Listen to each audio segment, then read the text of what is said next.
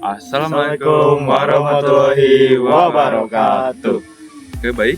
Di sini saya dan rekan-rekan saya akan melaksanakan giat Baratalas Lokasakti. Sebelumnya, izin memperkenalkan diri. Nama saya Rani Ramdhani. Nama saya Edvan Prayuda. Nama saya Andes Krisa Sabrogani. Dan selamat menyaksikan. Di sini saya akan menjelaskan tentang manajemen perjalanan dan penunjang petualangan. Yang pertama, perencanaan perjalanan. Perencanaan merupakan persiapan tindakan yang dilakukan untuk mencapai tujuan yang diinginkan. Perencanaan suatu kegiatan harus disusun secara sistematis dan rasional. Oke, manfaat dari perencanaan adalah sebagai berikut. Yang pertama, memberikan gambaran secara menyeluruh tentang hal yang berkaitan dengan kegiatan. Yang kedua, memberi arah pelaksanaan kegiatan. Yang ketiga, menghindari kekeliruan pelaksanaan kegiatan. Yang keempat, membatasi ruang gerak dan waktu agar efisien dan efektif. Nah, yang kelima, dapat dimanfaatkan untuk pengawasan dan evaluasi. Dalam suatu perencanaan perjalanan, harus ditentukan unsur-unsur dari kegiatan tersebut, sehingga dapat memudahkan pelaksanaan suatu kegiatan. Unsur-unsur tersebut antara lain, yang pertama, tujuan kegiatan. Yang kedua, persiapan. Oke, persiapan yang dapat dilakukan sebelum perjalanan antara lain. Nah, A. Persiapan kesehatan. Kesehatan merupakan kunci tercapainya suatu perjalanan. Sebab dalam sebuah perjalanan, kondisi fisik sangat menentukan kecepatan berpikir dan refleks seseorang. Dalam keadaan sehat, seseorang dapat berpikir dengan cepat dan tepat, sehingga segala sesuatu yang dilakukan dapat dipertanggungjawabkan. Dengan demikian, bahaya dapat dihindarkan. Oke, dan B. Persiapan kelengkapan. Perlengkapan sangat diperlukan dalam suatu perjalanan, karena perlengkapan merupakan alat bantu yang keberadaannya tidak dapat dipisahkan dari suatu perjalanan. Perlengkapan yang dibutuhkan dalam melakukan kegiatan antara lain, yang pertama, alat navigasi, peta, kompas, GPS, dan lain-lain. Nah, lalu alat komunikasi, handphone, handy-talkie, dan fluid. Nah, lalu juga ada alat survival seperti pisau komando, korek, dan lain-lain. Nah, dan juga perlengkapan lain seperti logistik dan obat-obatan. Nah, yang kedua, ada bahaya-bahaya dalam perjalanan. Harus disadari bahwa dimanapun kita berada, ancaman bahaya selalu ada. Oleh karena itu, perlu dilakukan langkah-langkah sebagai antisipasi untuk meminimalisir terjadinya bahaya. Bahaya dapat dibagi dua bagian, yaitu bahaya subjektif. Bahaya subjektif adalah bahaya dari resiko yang dikendalikan oleh pribadi kita sendiri. Hal utama yang mempengaruhinya adalah kurangnya pengalaman dan persiapan, yang merupakan salah satu penyebab terjadinya kecelakaan. Yang kedua, bahaya objektif. Bahaya objektif adalah bahaya yang terjadi karena faktor dari luar diri kita yang sulit kita kendalikan. Misalnya, bahaya yang datang dari faktor alam seperti hujan, badai, juga bahaya yang datang dari faktor makhluk hidup seperti gigitan ular dan binatang berbisa lainnya. Nah, berikut ini adalah pedoman keamanan selama perjalanan. 1. Menentukan rencana perjalanan atau jalur perjalanan dengan peta. 2. Jangan tergesa-gesa dalam melakukan sesuatu. 3. Tetap berada dalam rombongan. 4. Melengkapi diri dalam rangka mengantisipasi situasi buruk. 5. Tidak melakukan tindakan sembrono yang dapat membahayakan diri sendiri maupun orang lain. 6. Memperhatikan cuaca. 7. Jika belum berpengalaman, lebih baik menggunakan pendamping dalam perjalanan. 8. Meninggalkan pesan setiap meninggalkan tempat. 9. Jika tersesat atau menemui masalah di tengah perjalanan, hendaknya tidak panik dan diselesaikan bersama dengan kepala dingin. 10. Dengan tenang dan bergerak yang tenang jangan membuang waktu dalam melakukan sesuatu. Sekian dari nomor 2. Yang ketiga, ada kesehatan perjalanan. Kesehatan perjalanan dapat diartikan sebagai keadaan berfungsinya organ-organ tubuh secara baik dan normal pada saat sebelum, selama, maupun setelah perjalanan. Yang pertama, faktor fisik. Kegiatan alam bebas sangat membutuhkan kondisi fisik yang benar-benar prima. Seorang pegiat kegiatan alam bebas memerlukan ketahanan fisik dan kesehatan yang baik agar bisa melakukan kegiatan dengan baik pula. Yang B, faktor mental. Keseimbangan antara faktor fisik dan faktor mental sangat mempengaruhi keberhasilan suatu perjalanan. Faktor mental biasanya berhubungan dengan motivasi seseorang untuk melakukan kegiatan. Dalam melakukan kegiatan alam bebas, kita mempunyai kondisi mental yang baik. Yang C, faktor daya tahan tubuh. Faktor daya tahan tubuh seseorang dipengaruhi hal-hal sebagai berikut. Yang pertama, kebutuhan oksigen. Tubuh kita memerlukan oksigen untuk proses metabolisme dalam rangka penyediaan energi tubuh selama beraktivitas. Semakin tinggi posisi suatu tempat, maka kadar oksigen yang terkandung dalam udara semakin tipis. Hal ini akan sangat mempengaruhi kemampuan kerja seseorang.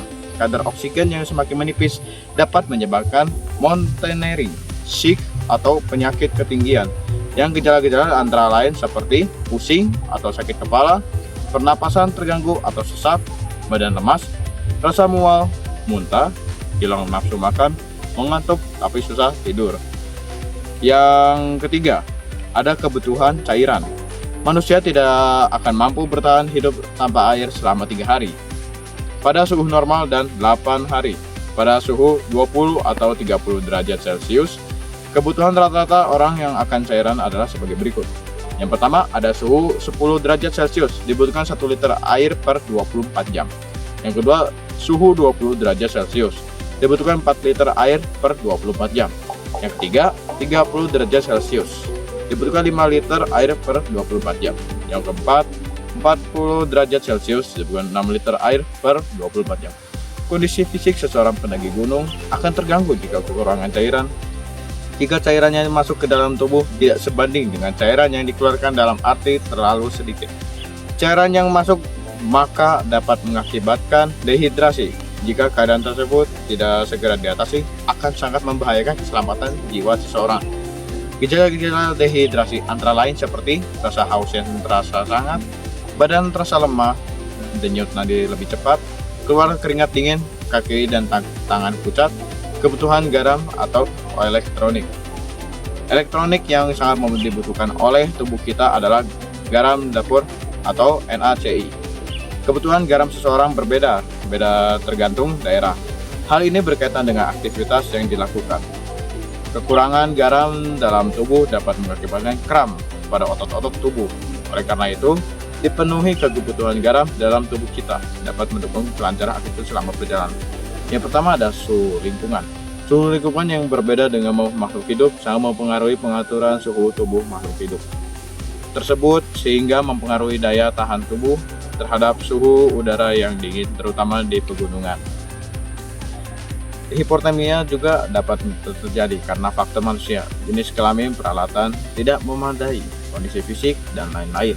Dan faktor alam, suhu udara, angin, basah.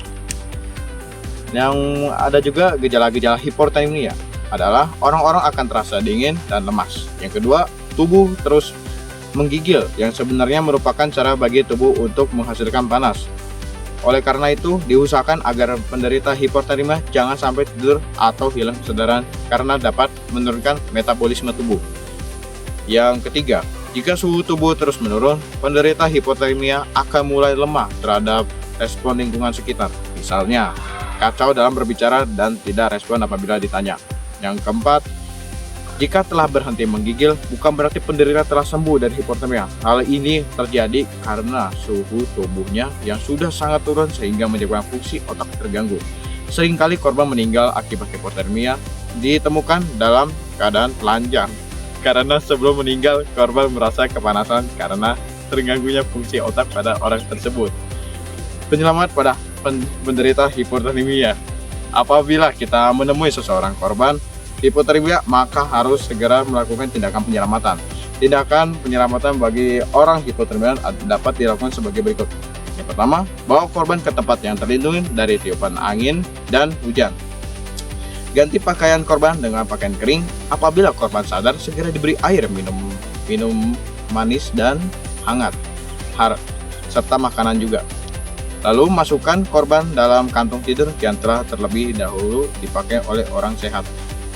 Dan apabila ternyata korban semakin parah, masukkan korban dalam kantung tidur tanpa mengenakan pakaian, dengan dibarengi orang yang sehat yang juga dalam keadaan tidak berpakaian.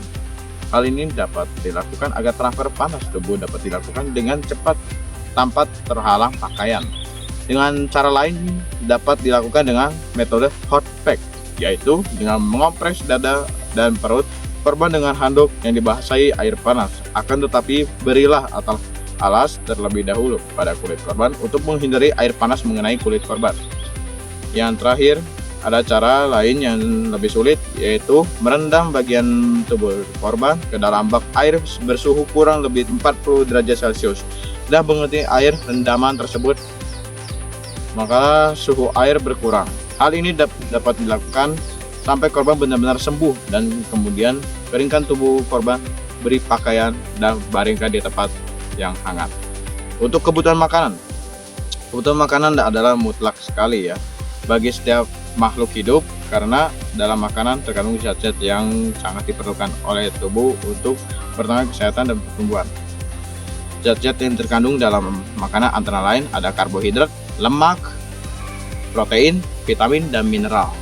Perbandingan makanan yang baik adalah 60% karbohidrat, 20% protein, dan 20% lemak.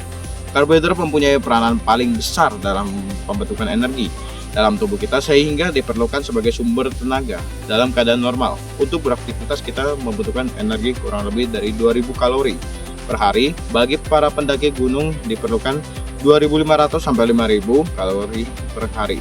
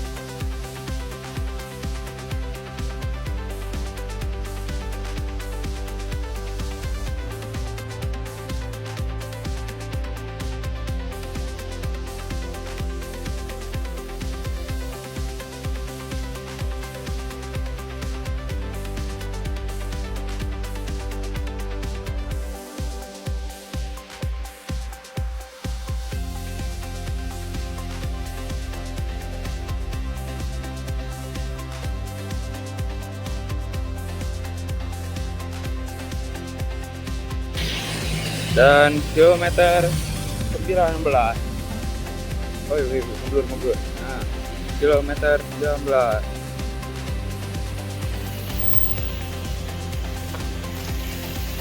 Wow.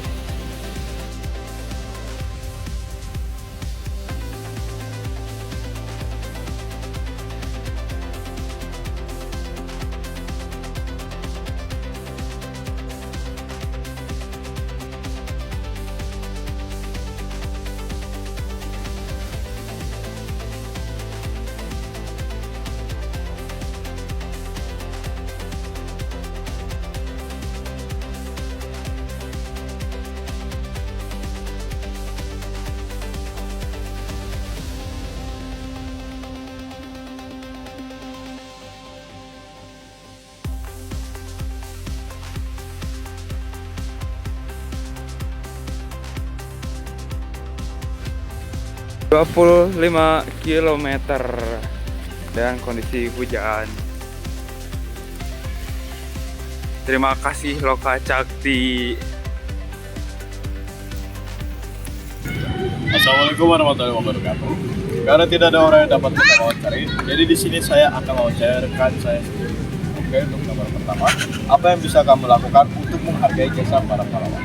Hal yang dapat saya lakukan untuk menghargai jasa para pahlawan adalah dengan belajar bersungguh-sungguh dan belajar yang tekun.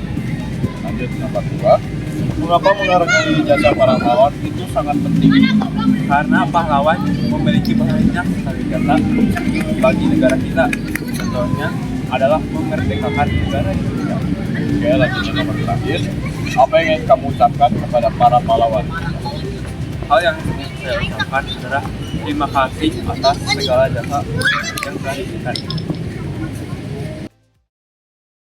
Teruntuk admin Loka Cakti, kami memohon maaf dikarenakan kami hanya mampu menempuh 25 km dikarenakan cuaca yang tidak kondusif dan kondisi fisik kami yang mulai kecapean dikarenakan faktor cuaca yang berubah-ubah. Terima kasih atas pengertiannya.